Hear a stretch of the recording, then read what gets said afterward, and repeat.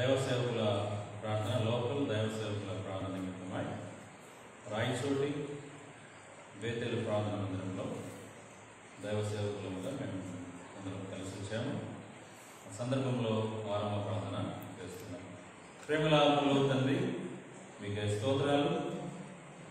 సేవకులముగా మేమందరము మా ప్రభా బేతేలు ప్రార్థన మందిరం రాయచోటిలో చేరి రాగలటకు మీరు మాకు అనుగ్రహించినటువంటి అవకాశం బట్టి మీకు వందనాలు. దేవా, సజీవులే కదా, మిమ్మల్ని స్తుతించెదరు. ఈ దినమున మేము సజీవులమై సేవకులముగా మిమ్మల్ని స్తుతిస్తూ ఆరాధిస్తున్నాం. ప్రియమైన తండ్రి, దేవ కరుణించండి. ప్రార్థన ద్వారా ఈ యొక్క సేవకుల ప్రార్థన ఆరంభిస్తున్నాం. దేవా, మేమందరము మా ప్రభా కొంత సమయం ప్రార్థనలో గడుపునట్లుగా దేవా మీ కృప మాకు అనుగ్రహించండి. అడుగుడి ఇవ్వబడును అన్నారు. దేవా, మేము అడుగుటకు మీ సన్నిధికి వచ్చాము. మీరు అడుగు వాటికంటేను ఊహించు వాటికంటేను అత్యధికంగా శక్తి కలిగిన దేవుడు కాబట్టి మా ప్రభా జ్ఞాపకం చేసుకోండి. మీ శక్తి చొప్పున మా ప్రార్థన ఆలకించి మా ప్రార్థన పరలోకము చేరున్నట్లుగా మీ కృప మాకు ఇవ్వండి. మమ్మల్ని క్షమించండి, అపరాధములు క్షమించండి, దోషములు క్షమించండి. దేవా, ప్రార్థన కొరకైన మా మనస్సు, హృదయం, మా ప్రభా ప్రాణం, మా ప్రభా కడిగి పవిత్రపరిచి సిద్ధపరిచి పాటల విషయంలో, వాక్య విషయంలో సహాయం చేయండి. దాసులు వేంపల్లి దైవ సేవకులు యోహానన్న బలపరిచి వాడుకోండి. దేవా, మన పాటల విషయంలో పుష్పరాజులను బలపరిచి, దేవ ప్రభాకరను బలపరిచి మీరు వాడుకోండి. ప్రభువైన యేసు క్రీస్తు నామమున వేడుకొని ప్రార్థన చేస్తున్నాం తండ్రి, ఆమేన్. సమయంలో పాట పాడుకుందాం.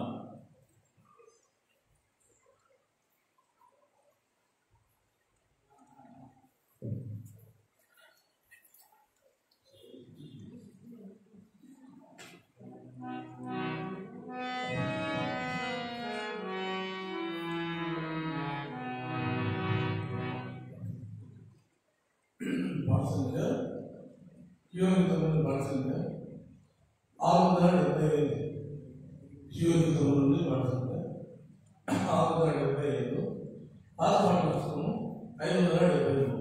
నిన్ను విడువను నేను, అందరూ నిన్ను విడిచినాను.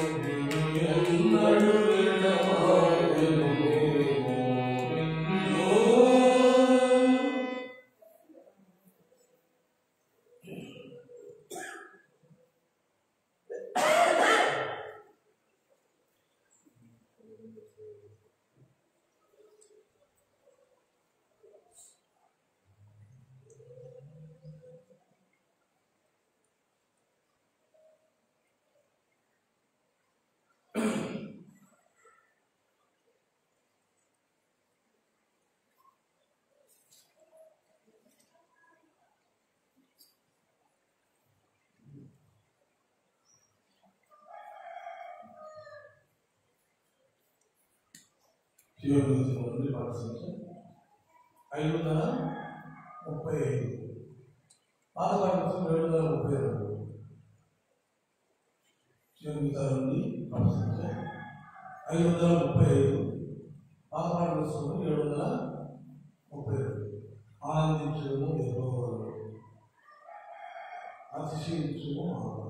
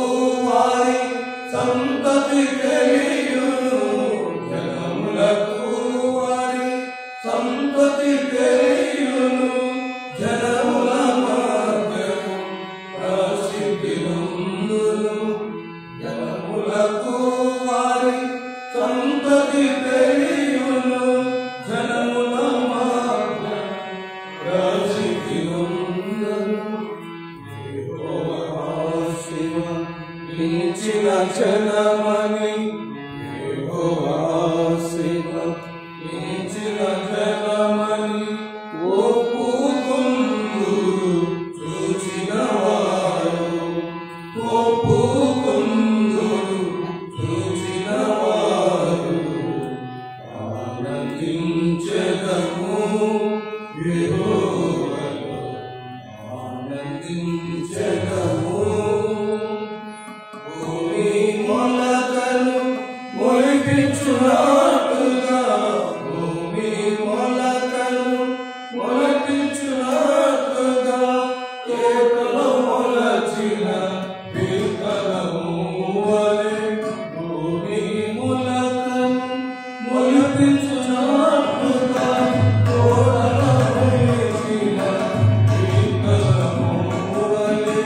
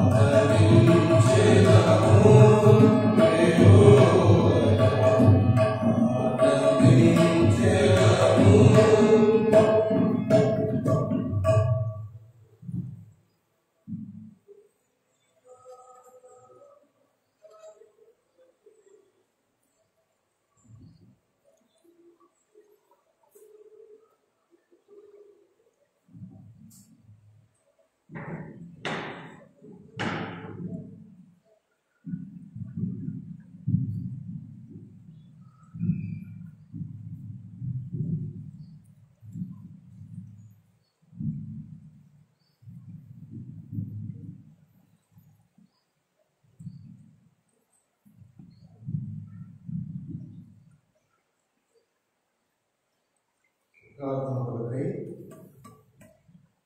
దేవుని వాక్యాన్ని చదువుతున్నాం. లూకా సువార్త 18వ అధ్యాయం. అందరికీ పరిచయమైన అధ్యాయం.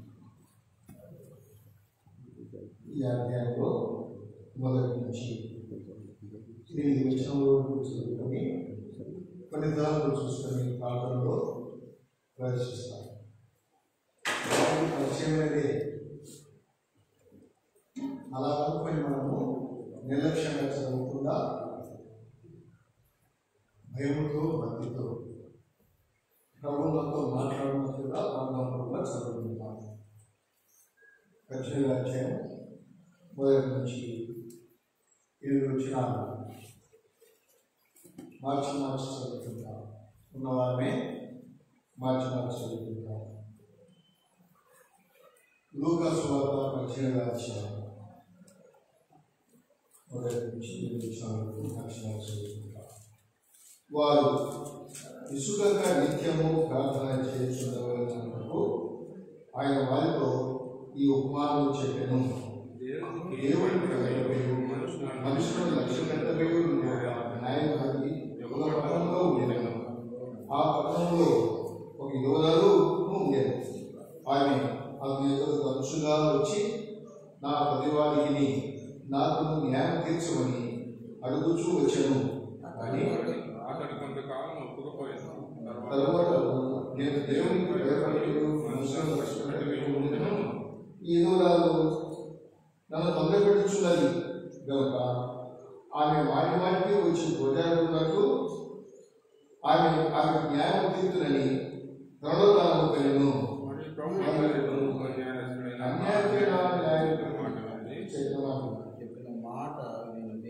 దేవుడితో ఏర్పరచుకున్న వారు దివారాత్రులు తమ వచ్చి మొదలుపెట్టుకుని చూడగా వారికి న్యాయం తీర్చడా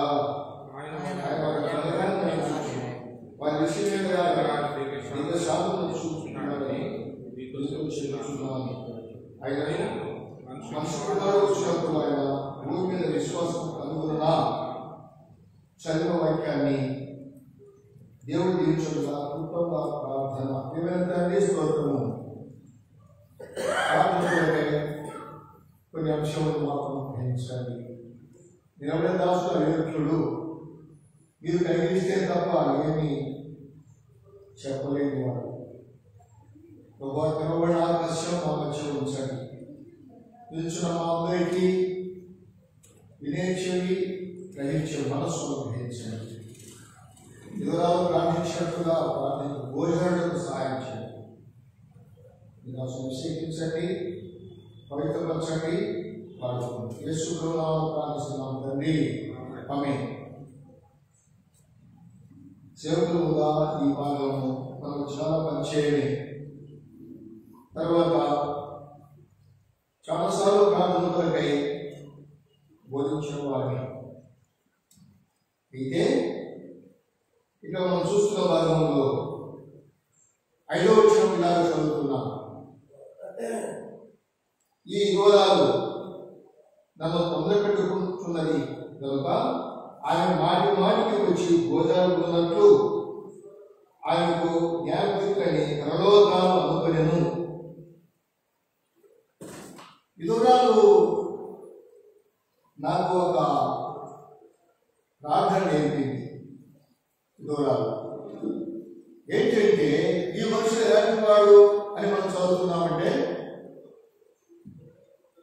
దేవుడికి భయపడట మనుషులను లక్ష్యం పెట్టాడు. దేవుడికి భయపడడు మనుషులను లక్ష్యం పెట్టని వాళ్ళ దగ్గరికి వెళ్ళి అడిగేదట. అయితే అతను లక్ష్యం పెట్టలే.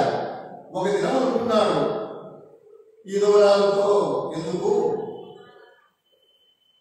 ఈమెకు న్యాయం తీర్చాలని అనుకున్నాడు. ఎప్పుడు అనుకున్నాడు?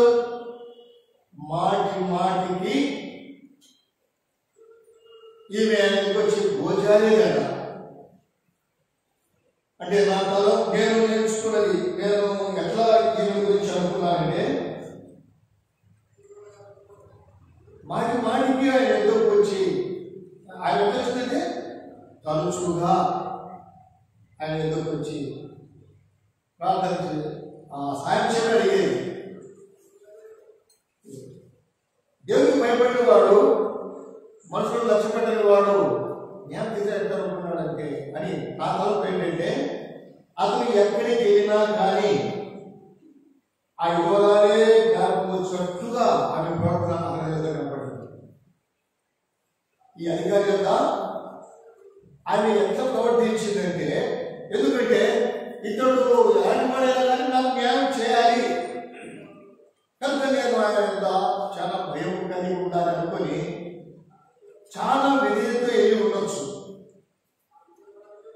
భోజనం ఉంది, ఆయన ఎక్కడ కూర్చున్నా కానీ ఆమె విధేయత అతనికి కనబడతా ఉంది. ఆమె విధేయత కనబడతా ఉండే కారణాన అతను అనుకున్నాడు ఈమెకు న్యాయం చేకూర్చాలా అని. తర్వాత మనం చదువుతున్నాము 7వ వచనంలో, దేవుడు ఏర్పరచుకున్న వారు దివరాత్రములు ప్రార్థన చేయించు ఉంటే ఆయన వారికి త్వరగా న్యాయం చేయరా. దేవుడు ఏర్పరచుకున్న వారు ఎలాగో ఉంటారు అంటే, ఈ స్త్రీ విధవరాలు గర్విష్ఠైన ఆ అధికారితో అంటే దేవుడికి భయపడిన వాడు, మనుషులు లక్ష్య పెట్టిన వాడి యొక్క ఎలాగో ప్రార్థన చేసిందో అతనికి జ్ఞాపకం వస్తూ వచ్చింది. అది నా బలం. ఎందుకు న్యాయం తీర్చాలనుకుంటున్నాడు? ఆయన ప్రవర్తన, ఆయన విధేయత. చాలాసార్లు దేవుడు ఏర్పరచుకున్న నేను లేక మనము ప్రార్థనకు వచ్చినప్పుడు లేక మన విన్నపములు దేవుడికి తెలియపరచాలి ఆయన సహాయం కొరకు వచ్చిన మనము మన ప్రవర్తన విధవరాలులాగా ఉంటే త్వరగా న్యాయము చేస్తాడని నమ్మిక. కనుక మనము దేవుడి ఎదురుకు వచ్చినప్పుడు జాగ్రత్తగా గోచారేవాడుగా చూడండి. అలాగా ప్రార్థన చేస్తే మరొక స్త్రీ దగ్గరికి వెళ్తే ఆమెకు జవాబు ఎలా వచ్చిందంటే, త్వరగా వెంటనే రాజు గారు మొదట విషయంగా చదువుతారు. ఎస్తేరు గ్రంథం 5వ అధ్యాయం. ఎస్తేరు గ్రంథము 5వ అధ్యాయం 6వ వచనము చదువుతున్నాను. 5వ అధ్యాయం 6వ వచనం. రాజు రాక్షసుడు ఇందుకు కూర్చుండి ఎస్తేరును చూచి, నీ కోరిక ఏమిటి? అది నీకు అనుగ్రహింపబడును. నీ మనం ఏమిటి? అది రాజ్యంలో సుఖపడితేనూ చేయబడునని చెప్పగా. ఇప్పుడు రాజు ఎస్తేరును చూచినట్టుగా మనం చదువుతున్నాం. చూచిన రాజు ఊరుకున్నాడంటే ఆయన అన్నాడు, ఏమన్నాడు? నీ కోరిక ఏమిటి? అది నీకు అనుగ్రహింపబడును. నీ మనవి ఏమిటి? అది రాజ్యంలో సగమైన ఇస్తాను. ఎప్పుడన్నమాట రాజు ఎస్తేరును చూచినప్పుడు 3వ వచనంలో ఇలాగ మనం చదువుతాం. రాజు రాయని ఎస్తేరు, నీకేమి కావాలను? నీ మనవి ఏమిటి? రాజ్యంలో సగం అంటే నీకు కావాలన్నా నేను ఇస్తాను అన్నట్టుగా చదువుతున్నాం. ఈ మాట చూడండి. రాజు రాణి ఎస్తేరు, నీకేమి కావాలను? నీ మనవి ఏమిటి? రాజ్యంలో సగం మటుకు నీకు అనుగ్రహించేదని ఆమెతో చెప్పగా. చదువు, నీకేమి కావాలి? నీ కోరిక ఏమిటి? నీ మనవి ఏమిటి? ఎప్పుడన్నాడు ఈ మాట రాజు అంటే, రాణిని చూసినప్పుడు అన్నాడు. 2వ వచనం చదువుతాను.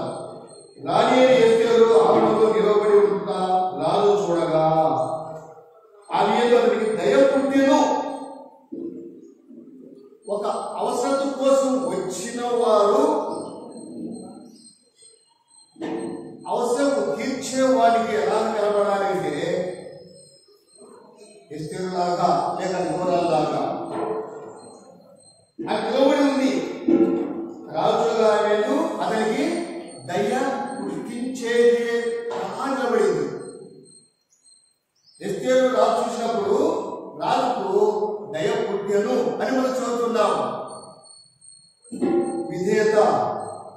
అవసరం కోసం వచ్చిన సంఘంలో నీవు నేను మనము ఎవరమైనా కానీ మన రాజుల రాజైన యేసు ప్రభు వారి దృష్టికి ఎలా ఉండాలని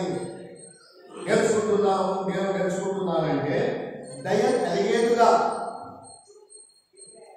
నా రక్షకుడైన యేసు దగ్గరికి నా అవసరం కోసం వచ్చినప్పుడు నన్ను చూస్తానే ఆయనకు దయ పుట్టాలి.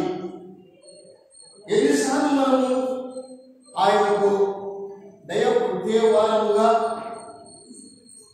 కనబడ్డాము.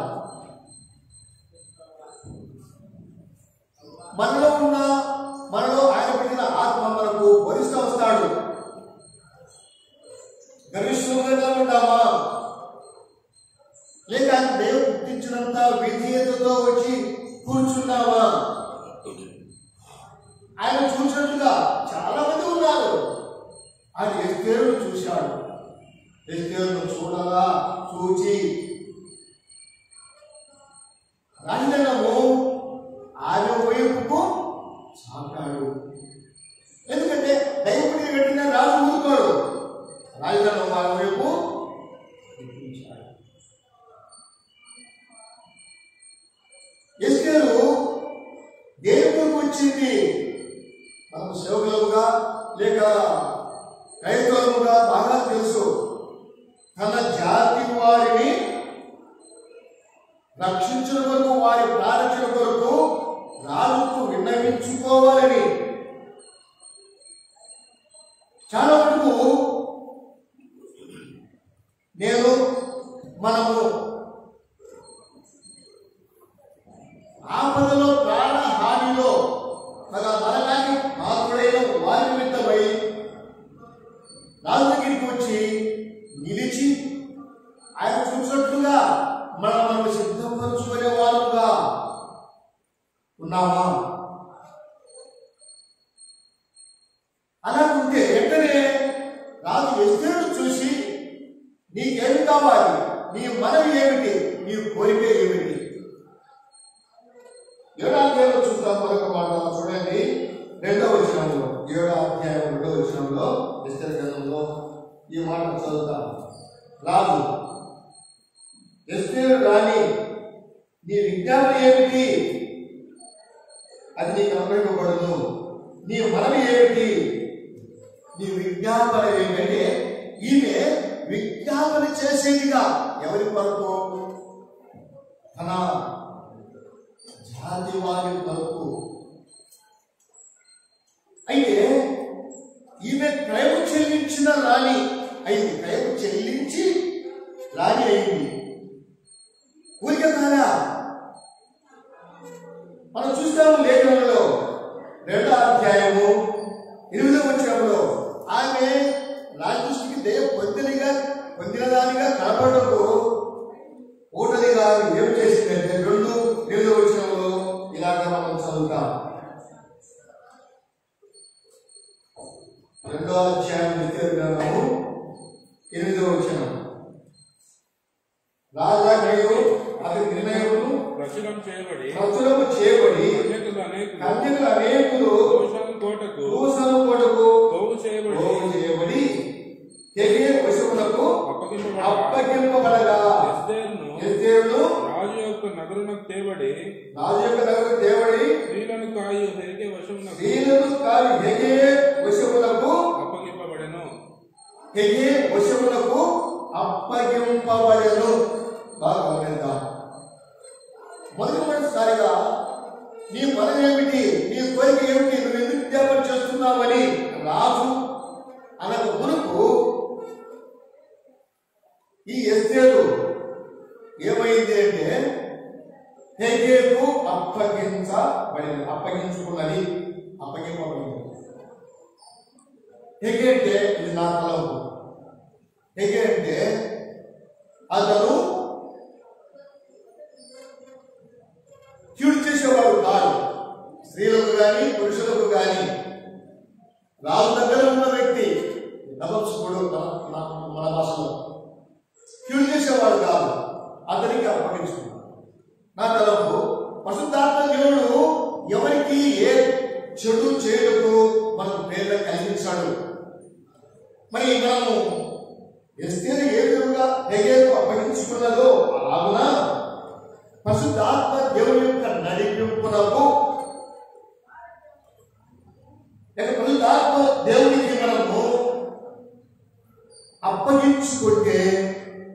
నీ మనవి ఏమిటి, నీ కోరిక ఏమిటి, నీ విజ్ఞాపన ఏమిటి, నీకు ఏమి కావాలి అని ఈ 4 ప్రశ్నలు 4 సమాధానాలు అంటే నీకు ఏమి కావాలి, ఎందుకు వచ్చావు అని ప్రభు మనను కూడా అడిగేవాడుగా ఉన్నాడు. పరిశుద్ధాత్మ దేవుడి నడిపింపులకు చాలా మటుకు మనము అప్పగించుకుంటాము ప్రార్థనలో, కానీ ప్రవర్తనలో విధేయత చూపేవారుగా కనబడదు. పరిశుద్ధాత్మ నడిపింపులకు మనం గమనిద్దాం. అలాగే ఒకవేళ ప్రభు యొక్క ఆత్మకు లోబడిన వారైతే కృతజ్ఞతతో మరింత రెట్టింపు బహుమానం కొరకు అంటే ఆత్మ కొరకు సంఘక్షేమం కొరకు మనం ప్రార్థించేవారుగా దేవుడు సిద్ధపరుస్తాడు. ఒకవేళ అప్పగింపబడకపోతే ఇప్పుడే విధేయులతో పరిశుద్ధాత్మ దేవుని యొక్క నడిపింపులకు మన తలంపులను మన ప్రవర్తనను ఆయన అప్పగించుకుందాం. అప్పుడు చక్కగా ఆయన మనల్ని నడిపిస్తాడు, కాస్తాడు. ఎప్పుడైతే పరిశుద్ధాత్మ దేవుడికి మనము అప్పగించుకుంటామో అప్పుడు రాదు. నీకేమి కావాలి, నీ మనవి ఏమిటి, నీ కోరిక ఏమిటి, నీ విజ్ఞాపన ఏమిటి, మనం అడగకు వచ్చాము కూర్చుంటానే మన ప్రవర్తన చూసి మనం అప్పగించిన విధానాన్ని బట్టి వెంటనే నీ కోరిక ఏమిటి కనుక ప్రభువులకు ప్రియ సహోదరుడా, ప్రభు రక్తము చేతి విమోచింపబడి ప్రార్థన కొరకే సిద్ధంగా మనము అంటే అక్కడ వరకు ప్రార్థించే వాళ్ళుగా సిద్ధపడి వచ్చి ఉంటే ముందు పరిశుద్ధాత్మకి అప్పగించుకోవాలి. రెండవ చూద్దాము 10వ వచనం, 2వ అధ్యాయం 10వ వచనంలో ఈ స్త్రీ చెల్లించిన క్రయం మొర్దెకై 10వ వచనం చదువుతున్నాను. చదవండి. 2వ అధ్యాయం 10వ వచనం, ఎస్తేరు గ్రంథము 2వ అధ్యాయం 10వ వచనం.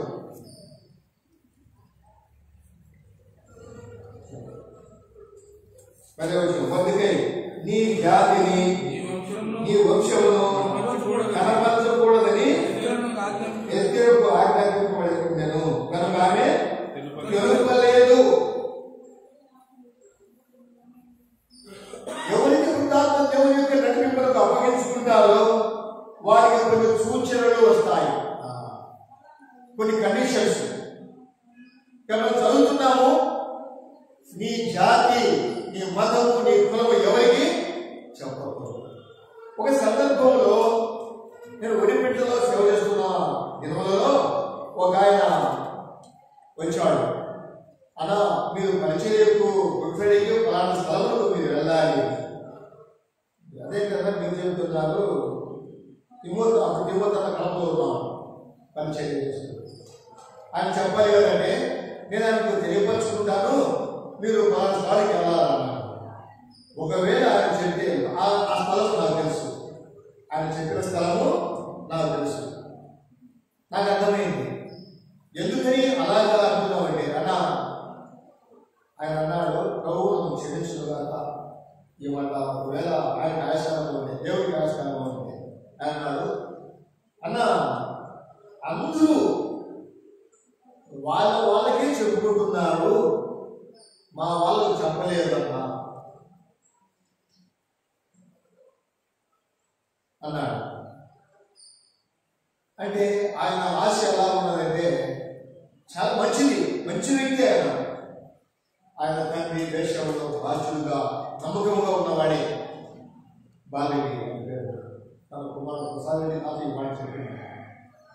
ఆయనకున్న ఆశ అని ఆయన అన్నాడు, ఎస్తేరు ఈ విధంగా తన జాతి కొరకై ప్రార్థన చేస్తే కదన్నా, చాలా మంది మా ఊళ్ళో నాటానికి పోతున్నారు, మందిరం ఉంది, నాకు దేవుడి మాట వినలేదు, మీరు ఎంతో బాగుంటుందని అనిపించింది అన్నా.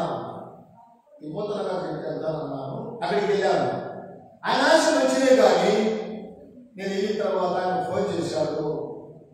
3 దినాల పంచాయతీ కూడా వెళ్ళాను అక్కడికి. బాగుంది, ఆ రోజు బాగా మర్యాదగా క్రమంగా చూస్తున్నాను. 2వ రోజు నా పుట్టిన అయిపోయిన తర్వాత ప్రత్యేక కోరికలో వాళ్ళు అడిగారన్నా మీ సాక్షి చెప్తే బాగుంటుందేమో. సరే అనుకున్నాను. సాక్షి చెప్పేదానికి చిక్కుపడలేదు. నేను చెప్పాను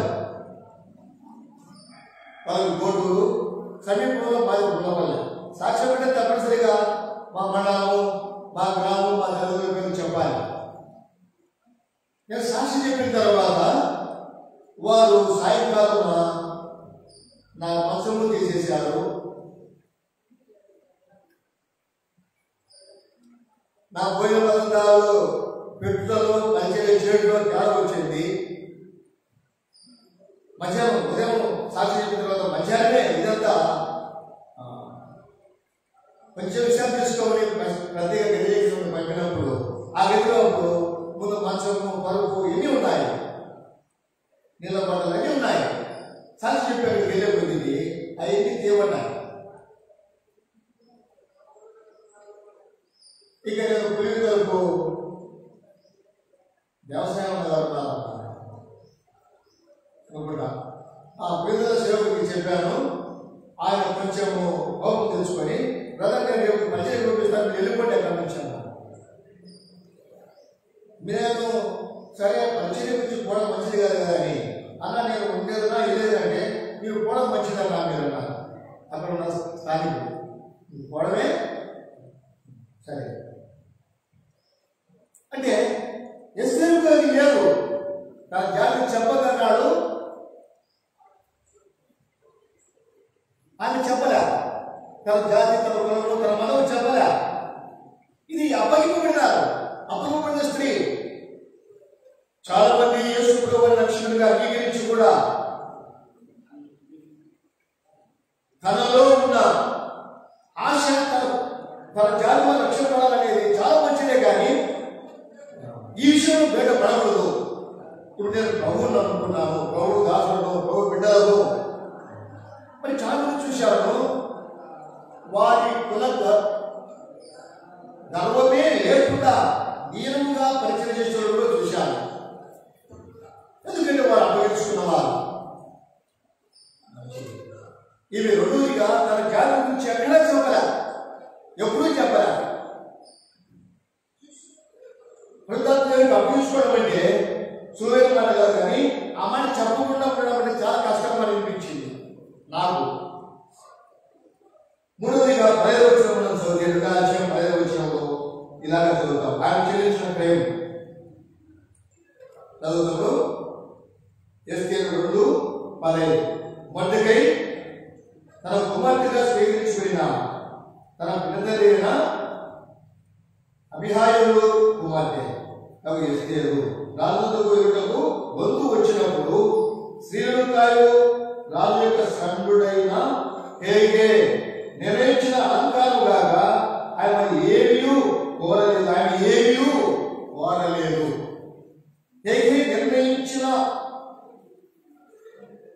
ఏదైతే నిర్ణయించినాడో హేగే సౌందర్యం పూసుకోవడము, రాసుకోవడము, వస్త్ర లేక ఆభరణ ధరించుకోవడం, వస్త్రం ధరించుకోవడం, ఇవి కూడా హేగే ఏది నిర్ణయించాడో అది చాలా మటుకు నా మటుకు నేను గమనించ చూస్తూ వచ్చినప్పుడు పరిశుద్ధ ఆత్మదేవుడు నిర్ణయించిన ప్రకారము వస్త్రాలంకారాలు కానీ ఇంకా సేవకులుగా చెప్పాలంటే, సేవకుడిగా నేను చెప్పాలంటే సమస్తము ఆయన ఇచ్చినది. నేర్చుకున్నది ఏంటంటే నేను ప్రభు దేని కొరికిస్తే అదే అని. కొంతకాలం తర్వాత కొంచెం ప్రభువులో స్థిరపడ్డాక ఇది పోయింది. ప్రభు ఇచ్చినది దేని కొరికే ఉంది, ప్రభు నాకు ఇచ్చిన కనుక అని చెప్పి మా ఇష్టానుసారంగా వస్త్రములు, చెప్పులు, ఇలాగా స్ప్రేలు అరే ఇది ప్రస్తుత మరి అలాగా వాడుకున్న తర్వాత కొద్ది నెలలకు నాకు అర్థమైంది, నేను తప్పు చేస్తున్నట్టుగా నా మనస్సాక్షి బోధించాడు దేవుడు. నా మనస్సాక్షి చెప్తా ఉంది. అప్పుడు నేను ప్రభుత్వానికి వచ్చి కలవగా అంటే ప్రభువా నా తప్పిదము చూపించండి, కలవగా ఉందని ఆయన అడిగితే అప్పుడు దేవుడు చూపించిన విధానం అది. నేను చేసిన పొరపాటు.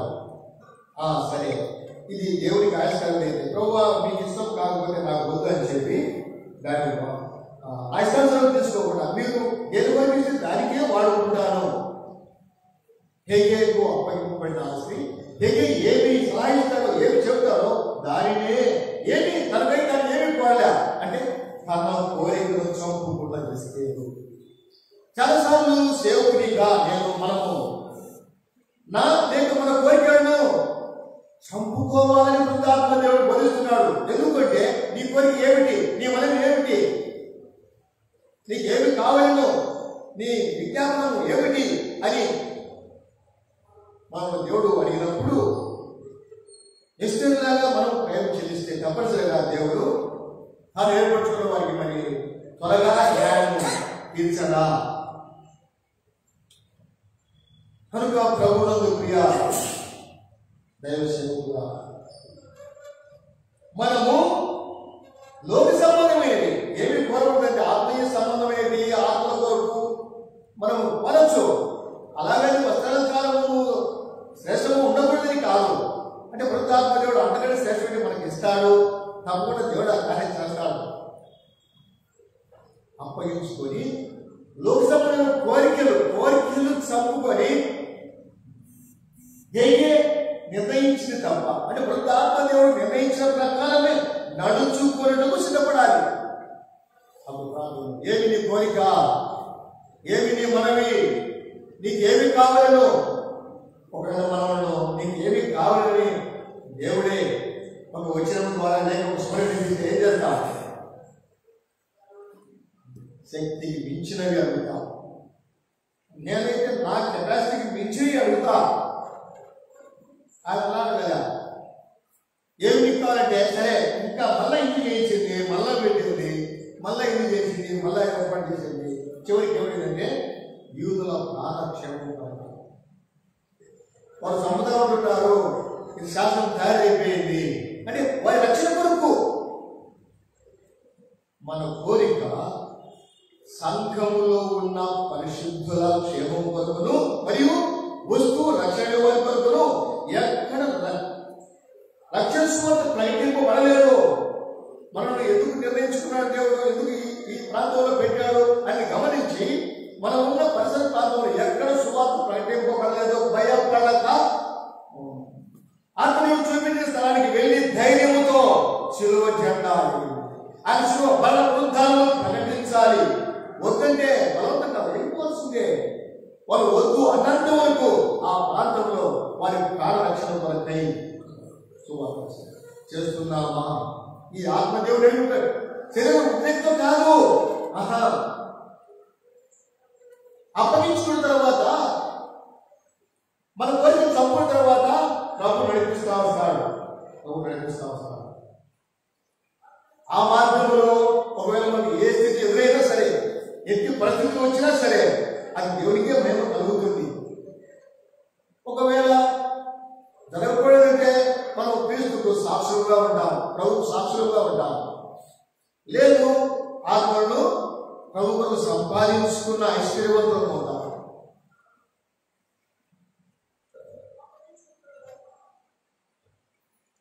తర్వాత 2:20 మనం చదివితే ఎస్తేరు గ్రంథం 2:20 మూడవదిగా ఆమె చెల్లించిన టైం ఎస్తేరు మధ్య యొక్క పోషణమంతుల కాలమున చేసినట్టుగానే ఇప్పుడు అతని మాటకు ఆమె లోబడుచు ఉండెను. లోబడుచు సందర్భము కాదు. ఇప్పుడు మనము ప్రభువుకు లోబడుచు ఈ సందర్భము చరిత్ర కాదు. ఇప్పుడు తీసుకున్న భాగంలో లోబడుతున్నామా? నేను నా పైకి నేను లోబడాలి. అలాగనే మనం ఎప్పుడైతే అలా చేస్తే సంఘము దేవునికి లోబడుతుంది. చాలా మందికి సేవకులుగా మీరు నా మాట ఏమయ్యా, అది నా మాట అయితే కాదు, నేను ప్రభువుకు అప్పగించుకొని ప్రభువుకు లోబడి నేను సంఘంలో ఒక వ్యక్తికి చెప్తే వారు నాకు లోబడతారు. ప్రభువుకు లోబడే నాకు లోబడవే అని చెప్తే నేను చెప్పినట్టు ఇదవయ్యా అనుకుంటే అనకుండా ప్రభువుకు వాక్యముకు లోబడయ్యా అని ఒక మాట అంటే శ్రేష్టమేమో అనిపిస్తా ఉంది. వాక్యములు అంటే వాక్యంలో ప్రభు ఉన్నాడు. మన డైలీ క్వశ్చన్లో లేక మౌన ధ్యానంలో ప్రభు ఇచ్చిన తలపు ఆ వాక్యము మనం వెంబడిస్తూ అవిధేయతగా ఉన్న వ్యక్తి ఒకవేళ ఆదినమే పంపిస్తాడు ప్రభు వస్తే వాక్యములు ఇలా ఉన్నది అని మనం చెబితే వారిని గెలుచుకుంటాము ప్రేమించి. ఇలా చేసింది ఎస్తేర్ రాణి. కనుక లోబడుట, అప్పగించుకునుట, ఏకే వశములో ఉండుట, ఏమి కోరకుండా అంటే శరీర సంబంధమైన ఏమి కోరకుంటే మరీ అంతానే కావాలని చెప్పారు. వాక్యంలో ఉన్నది ఏంటంటే ఆమె తన ఇష్టానుసారంలో కోరకుండా. చాలా మంది యవనస్తులు స్త్రీలు ఏవేవో కోరతారు, అవన్నీ చంపుకోలేదు, ఏమి కోరలేదు, మీరు చెప్తే అదే లేదు అన్నట్టుగా ఉంది. కోరకుండా. మూడవదిగా మనము చూసిన భాగంలో 2:15 విషయంలో మనం చదివిన 20 విషయంలో చూస్తే ఏం చేయాలంటే లోబడుట. ఎప్పుడు మనం ప్రభువుకు లోబడతామో అప్పుడు మన ప్రార్థన దేవుడు తప్పనిసరిగా అంగీకరిస్తాడు. 4వ అధ్యాయము 15వ వచనంలో చూస్తే ఎస్తేరు 4వ అధ్యాయం 15వ వచనం చూస్తే అప్పుడు ఎస్తేరు మొర్దెకైతో మరలా ఇచ్చాడు. అప్పుడు ఎస్తేరు మొర్దెకైతో మరలా ఇచ్చాడు. ఏమన్నది? ఇప్పుడు చెప్పిన మొర్దెకైతో నేను ఎదుగుతున్నా, పరిస్థితులు ఎట్లున్నా సరే నేను రాజుకి వెళ్తున్నా, నీవు కూడా ఇక్కడ ప్రార్థన చేయి. మనము ప్రార్థనకు వచ్చే సమయంలో ఇంటి దగ్గర నువ్వు కూడా ప్రార్థన చేయి అనుకున్నాము. మన వారి కొరకు, మన సంఘం కొరకు, ఈ రోజుల కొరకు వారు క్షేమం పొందాలని, వారి దేవుడు దీవించాలని సజీవుగా ఎలాగా ప్రార్థన చేస్తామంటే నేను వెళ్తున్నా, పలానాడు లోబడు, పలానా వ్యక్తి ఉంటుంది, ఆయన వస్తాడు, ఆయన గురించి మాత్రం ప్రార్థన చేయి, రాకుండా ప్రార్థన చేయి, ఒకవేళ వచ్చిన దేవుడు ఎలగొట్టేడుగా ప్రార్థన చేయి. కానీ అలా కాదు. వారి ఆకర్షణ, వారి క్షేమము నీ విరోధుల కొరకు ప్రార్థన చేయండి.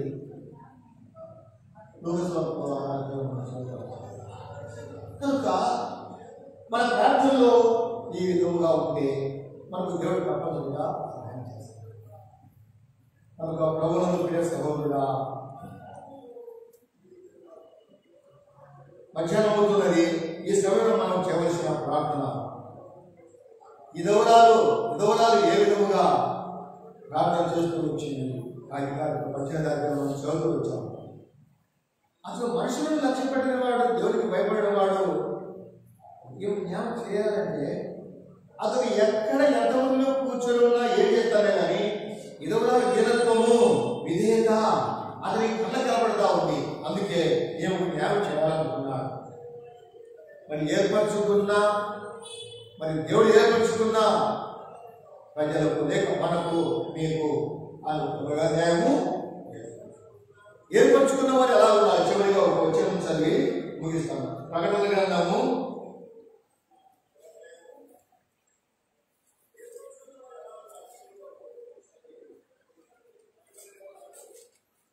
17వ అధ్యాయం 14వ వచనం చూద్దాం. ప్రకటన 17వ అధ్యాయం 14వ వచనం. ఈయన గొర్రెపిల్లతో యుద్ధము చేతులు గాని గొర్రెపిల్ల ప్రభువును రాజులకు రాజునై ఉన్నందును తనతో కూడా ఉండిన వారు పిలువబడిన వారై ఏర్పరచబడిన వారై ఈ 3 మనకు సంపాదించుతాం. ప్రభు జయము పొందాలని తనతో కూడా ఉన్నవారు చాలా మంది ఉన్నారు. అయితే వారిలో ప్రత్యేకము ఏంటి అంటే ఏమంట? పిలువబడిన వారు, ఏర్పరచబడిన వారు, నమ్మకమైన వారు,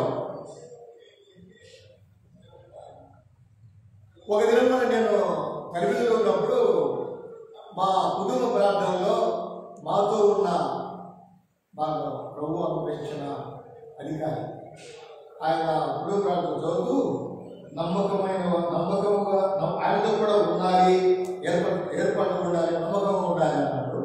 ఆ దినమున మార్కెట్ కూరగాయలు పంపించారు. అతిశయం కాదు, ప్రభు నాకు నేర్పించిన పాఠం.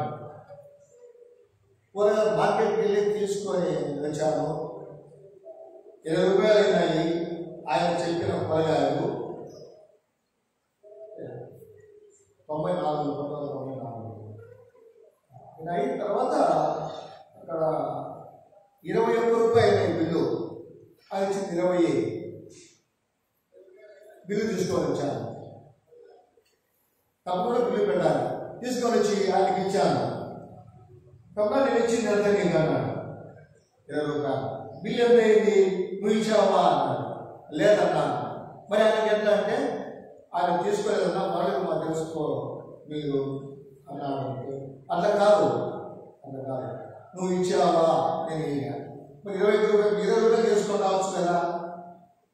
21 రూపాయలు ఇచ్చి నువ్వు వెళ్ళు, నమ్మకంగా అంటే ఆయన తీసుకోవడము అంటే నాకు తెలియదు రూపాయి ఇచ్చాను. భయం అయిపోయింది. సైకిల్ ఉంది మందిరాన్ని, సైకిల్ పోయాను.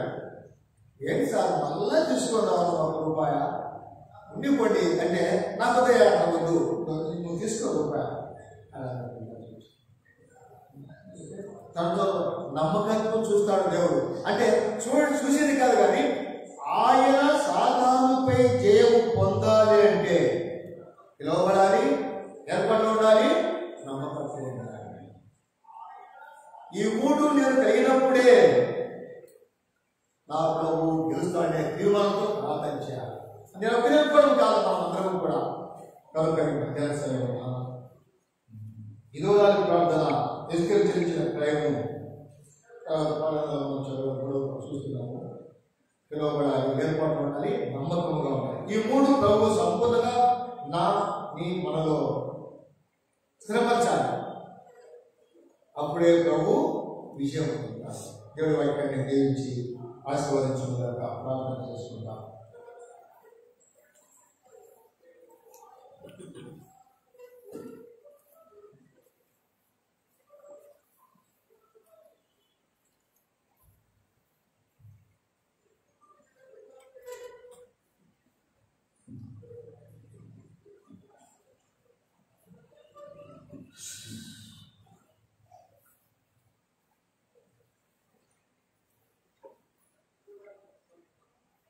ప్రార్థనలో ఉన్నప్పుడే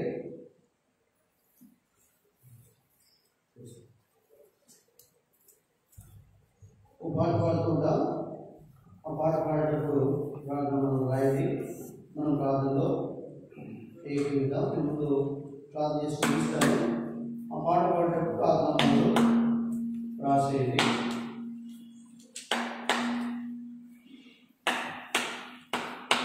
రండి ప్రార్థన చేసుకుందామా.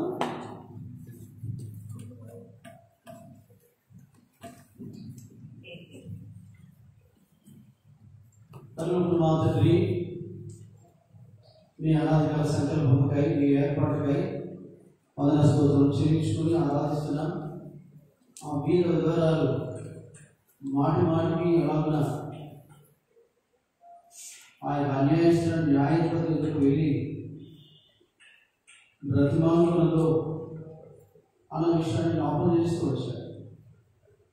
ఆమె మాటి నా యొక్క రాకున్నట్టు నేను త్వరగా ఆమెకు న్యాయం జీవితాన్ని మీరు రాయించి ఉంచారు. లోకారసిన సువార్త ఆయన అన్యాయస్తున్న న్యాయాధిపతి న్యాయం తీర్చినప్పుడు మీరు న్యాయవంతులనే దేవుడు. దాన్ని తప్పక మాకు న్యాయం తీర్చి దేవుడిగా మీరు ఉన్నందుకై స్థుతిస్తున్నాను. అయితే మీ వాక్యంలో తల్లి లోకరాజు 18వ అధ్యాయంలో సెలవించారు. దేవుడు తాను ఏర్పరచుకున్న వారు తన గురించి దివారాత్రులు మొదలుపెట్టుకొని చూడగా ఆయన వారికి న్యాయం తీర్చడా, త్వరగా న్యాయం తీర్చిన రాయించుకొచ్చారు. తండ్రి, మీరు మమ్మల్ని ప్రార్థించడానికి మొదలుపెట్టడానికి ఏర్పరచుకుని ఉన్నారని మీరు జ్ఞాపకం చేస్తూ వచ్చారు మీ దాసుల ద్వారా. తండ్రి మరి ఎస్తేర్ ఎలాగో తను అనాథ అయినప్పటికీ మొదటి పెంపకంలో, ముఖ్యంగా పరిశుద్ధాత్మ యొక్క పెంపకంలో, నడిపింపులో ఎలాగో రాణి కాలుతో వచ్చిందో మీరు జ్ఞాపకం చేస్తూ వచ్చారు. ఒకటి పరిశుద్ధాత్మ నడిపింపు, మరొకటి అధికార సంబంధమైన మొదటి నడిపింపు. ఈ రెండింటికి లోపలతో వచ్చింది ఎస్తేర్. అందుకే తాను రాణి కాగులతో వచ్చింది. మా పై ఉన్న నాయకులు వారు మాకు అధికారులు అయి ఉండగా అలాగూ తల్లి మొదటి లోపలినట్టుగా ఎస్తేర్ మేమును మా పై నాయకులను అలాగే పరిశుద్ధాత్మని యొక్క నడిపింపు గురించి మీరు జ్ఞాపకం చేస్తుండగా ఆమెను చూసిన వారందరికీ దయ కలిగిన సెలవిచ్చారు. అలాగే తల్లి మేము మీ సేవకులుగా మీ దయ పట్ల కనిపెట్టుకున్న వారిగా వచ్చింది. ఎన్నోసార్లు మేము తప్పిపోయినా, ఎన్నోసార్లు మీ పెంపకము ఏలేని వారుగా, మీ నడిపింపును పొందలేని వారుగా, మాకు మేమే గొప్పవారిగా తలుచుకునేవారు. మేము ఎంచుకున్న దానికంటే ఎక్కువగా ఎంచుకునేవారు. అందుకే ఎన్నోసార్లు మేము మీ దయను పొందలేకపోతున్నాం. తండ్రి నన్ను మమ్మల్ని క్షమించి పరిశుద్ధపరచండి. దేవా, మేము అంతకంతకు దీన మనస్కులుగా ఆ మీద విధురాలి వరి తండ్రి ఎలాగైనా మాటిమాటికి గొజాడుతూ వచ్చిందో ప్రతి నిమిషం మీ సేవకులుగా మీరు అందుకే మమ్మల్ని ఏర్పరుచుకొని దాన్ని మీ వాక్యాన్ని సెలవించారు. దేవుడు తన గురించి మొరపెట్టుకొచ్చుగా సెలవించారు. మేము మొరపెట్టడానికి మమ్మల్ని ఏర్పరుచుకొని ఉన్నాం. తండ్రి మీ ఏర్పాటు చొప్పున మీ సేవకులుగా చుట్టుపక్కల సంఘాల్లో ఉన్న మీ దాసులందరినీ తీసుకొచ్చారు. ఇలా మరొకసారి కలిసి మీ పాదము సన్నిధిలో మేము మీ వాక్యం ద్వారా పరిశుద్ధాత్మ ద్వారా ఇలాగ పరిశోధింపబడి దేవ మీ యొక్క ఆత్మచేతనం, వాక్యం చేతనం, రక్తము చేతనం కడగబడుతూ మా పాపములు ఒకరినొకరు ఒప్పుకుంటూ విడిచిపెట్టగలిగినట్లుగా, మేము దీనిలో ఉన్నట్లుగా, మీ దయపడే కనిపెట్టుకోగలిగినట్లుగా మాకు నేర్పుతున్నందుకు కాయిస్తున్నాం. మీ దాసులు వేపల నుంచి మీరు తీసుకొచ్చారు. ఇలా చుట్టుపక్కల సంఘాల నుంచి మీ దాసులందరినీ తీసుకురావాలి. మీ గడిపే ప్రార్థన సమయాన్ని మాకు ఎంతో దేవుడు కలిగించి తండ్రి మీరు మహిమను మా అక్కర్లన్నీ తీర్చి మీరే మాకు పరిశుద్ధాత్మగా ఏకగా ఉన్నారు. మీరే మాకు మొదటిగా ఉన్నారు. తండ్రి మీరే సహాయించి ఆయన తెలుసుకుంటారు. మీ కృపగల హస్తాలకు అప్పచెప్పుకుంటూ వదనను చెల్లించు తండ్రి. ఇలాగూ ఈ చివరి దినాల్లో మీ దాదులు భక్సి గారు ఒక మొదటిని తండ్రి ఆనాడు యూదుల కొరకై, తన ఇంటి వారి కొరకై, తన జనుల కొరకై, తన జాతి కొరకు ఆడకంటే తన ప్రజల కొరకై తను ఎంతగా ఉపవాసం ప్రార్థించాడు, గోరపట్టుకుని ప్రార్థించాడు, అనేకులకు పురికొలుపుగా ఉంటూ వచ్చాడు, అనేకులను హెచ్చరించాడు. తండ్రి ఆనాడు మీరు గ్రంథస్థం చేసి వచ్చారు. ఈ చివరి దినాల్లో మేము కూడా మా జనుల కొరకై, మా ఇంటి వారి కొరకై దేవా మేము అనే ప్రార్థన వారుగా ఉండగలకు సాధించు. మీరు మా ప్రార్థనలు ఆలోచించుకోవడానికి ఉన్నదిగా ఈ మరణం చెల్లించు. ఈనాడు మీ సేవకులు ఎంతోమంది ఎన్నో సంఘాల్లో ఎన్నో కష్టాల్లో ఉన్నారు, ఎన్నో బాధల్లో ఉన్నారు, చాలించడానికి ఆహారంతో ఎన్నో ఇబ్బందుల్లో ఉన్నారు, ఎన్నో పోరాటంలో ఆత్మ స్వాతంత్రం లేక పరిచయ విషయంలో భారం కలిగినప్పటికీ ఆత్మ స్వాతంత్రం లేని వారిగా ఉంటువచ్చు. తండ్రి అటు వారిని కలిగించి మీరే ఆదుకొని తండ్రి ఒక తండ్రి పిల్లలుగా మీ ఆదరణ, మీ నడిపింపులో మీ యొక్క సంతోషిస్తూ ఒకరి వారు పురిగొల్పుకున్నట్లుగా తండ్రి సహాయించి ఆనాడు మొదలై పురిగొల్పులో ప్రోత్సాహంలో మరి ఎస్తేరు ఉండగలుగుతూ వచ్చింది. దాని పిల్లతండ్రిగా ఉండి ఎంత చక్కగా ఆమెను పెంచుతూ రాగలిగింది. అందుకే తాను రాణి కాగలిగింది. అలా ఒకరిని క్షేమం ఒకరు చూసుకోవాలనుగా మేము ఉండగలుగుతుందని సహాయించి మీ దాసులు తోడు సంవత్సరం, మీ దాసులు జాసుడాడైనా ఇంకా అనేక మంది మీ దాసులందరినీ ఐక్యపరచారు. ఎవరిలో బలత్కారం నుండి విడిపించి అనేకులు తండ్రి మీ సేవకులు కలిసి ప్రార్థించినట్లుగా ప్రతి నిర్ణయాలు తండ్రి మీ ఆత్మ ద్వారా జరిగినట్లుగా దేవా మీ కార్యం చేయండి. ఇలా ప్రతి నెల మీరు సేవకులుగా కూడి ఆయా ప్రాంతాల్లో ఇలా కూడి వస్తుండగా మాకు ఎంతైనా క్షేమం అనుగ్రహిస్తున్నారు. మా కుటుంబాలకు, సంఘాలకు, మా పిల్లలకు ఎన్నో మేలు మీరు తీరుస్తున్నారు. మీ యొక్క మహిమలో ప్రతి అవసరం తీరుస్తున్నది గ్రహిస్తుంది. దేవా కనికరించు. సమయాన్ని ప్రార్థనలకు వెళ్తుండగా సహాయం చేయండి, మహిమ తెచ్చుకోండి. దేవారి శివాజీపురంలో కూడా మీ దాసులు చాలా దేవ ప్రత్యేకంగా కాన్వకేషన్ పెట్టడానికి ప్రార్థన చేయడం కోరాడు. నెక్స్ట్ 15వ తారీఖున అక్కడ మేము ప్రార్థనలో ఉంటుండగా ఆ సమయాన్ని దీవకరంగా ఇచ్చి తండ్రి మేము మహిమ తెచ్చుకోండి. మీకు వందన స్తోత్రం చెల్లించుకుంటూ కనపరుస్తుంది. యేసు క్రీస్తు ప్రభు ప్రశస్తమైన నామంలో స్తుతించి తండ్రి ప్రత్యేకించి దేశంలో వాళ్ళందరూ చేర్చుకుని ఆదేశించిన మా ప్రియులు బట్టి మీ దాసులు పెట్టిస్తుంది. సంఘాన్ని అంతకంతకు మీరు వాగ్దానం ఇచ్చి ఏసీ 37:27 ప్రకారం వాగ్దానం ఇచ్చారు. తండ్రి నెరవేర్చారు. నా మందిలో వారికి పైగా ఉండునని సెలవించారు. అలాగే తన వ్యక్తులను సమృద్ధిని మీరు ఆశీర్వదించారు. యేసు క్రీస్తు ప్రభు ప్రశస్తమైన నామంలో స్తుతించి ప్రార్థిస్తున్నాము తండ్రి. ఆమేన్. తోటలో మిమ్మల్ని కాపాడుతూ తన మహిమ మీద ఆనందంతో నిర్దోషులుగా నిలబెట్టుకు శక్తిలో రక్షణైన అద్వితీయ దేవునికి మహిమయు మహత్సవం ఆదరించిన అధికారం సర్వ యుగములు పోరు ఇప్పుడు కలుగును కాక. ఆమేన్.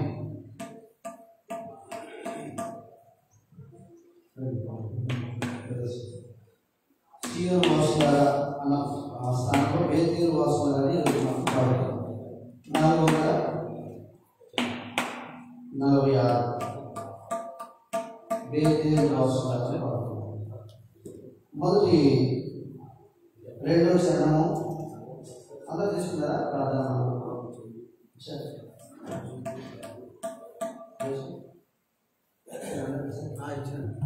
సరే ప్రార్థన పడాలి.